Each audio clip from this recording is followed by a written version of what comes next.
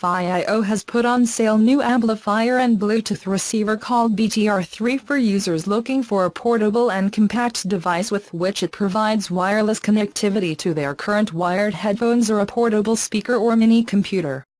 BTR3 incorporates a USB port that allows it to be used as an external sound card for a PC, taking advantage of its AK4376A DAC and its headphone amplification capabilities. In fact, it offers 33 watts with models of 16 ohms and 25 watts with 32 ohms headphones. It is compatible with the LDAC Bluetooth codecs and the high-resolution aptX HD thanks to the Qualcomm AK4376 chip that also offers greater signal range with respect to conventional Bluetooth equipment, reaching up to 30 meters.